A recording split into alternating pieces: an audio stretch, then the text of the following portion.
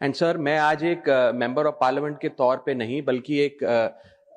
ऐसे spokes person के तौर पर बात करना चाहता हूं जो स्पोक्स पर्सन भारत की आधी आबादी को रिप्रेजेंट करता है, और एक ऐसे विषय को इस बिल में इंक्लूड कराना चाहता हूं जो देश की आधी आबादी हर महीने फेस करती है। वो इशू है मेंस्ट्रुअल हेल्थ का और मेंस्ट्रुअल हाइजीन का।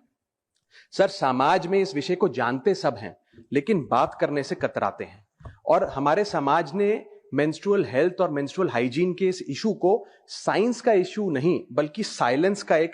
इशू बना दिया है, और ये एक नेचुरल बायोलॉजिकल प्रोसेस को एक सोशल टैबू में तब्दील कर दिया है। सर,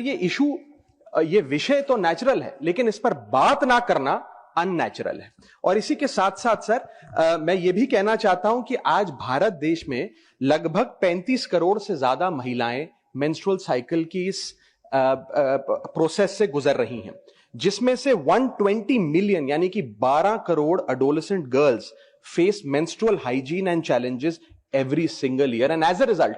23 मिलियन गर्ल्स यानी कि 2.3 करोड़ गर्ल्स हर साल स्कूल से ड्रॉप आउट हो जाती हैं, स्कूल जाना बंद कर देती हैं, क्योंकि वहां इनएडिक्वेट मेंस्ट्रुअल हेल्थ फैसिलिटीज हैं। Sir, lack of sanitation and lack of access to menstrual products के चलते हमारी बेटियां ऑन एन एवरेज 60 दिन साल में स्कूल मिस करने को मजबूर होती हैं, और वर्किंग महिलाएं महीने में 2 से 5 दिन अपना ऑफिस मिस करने को मजबूर होती हैं। सर, हम एक ऐसे देश में रहते हैं जहां शराब और सिगरेट तो खुलेआम बेची जाते हैं, लेकिन सैनिटरी पैड को अखबार में लपेट के दिया जाता है जैसे कि आप कोई इलीगल प्रोडक्ट खरीद रहे हो या इलीगल प्रोडक्ट का एक्सेस पा रहे हो। पीरियड नेचुरल है, लेकिन स्टिग्मा उसके अराउंड जो है वो अननेचुरल है। साइंस नेचुरल है, लेकिन उसके अराउंड साइलेंस अननेचुरल है। मेंस्ट्रुएशन बायोलॉजी है, लेकिन इस प्रकार की सोच जो मिसोजिनी है वो एक आइडियोलॉजी है।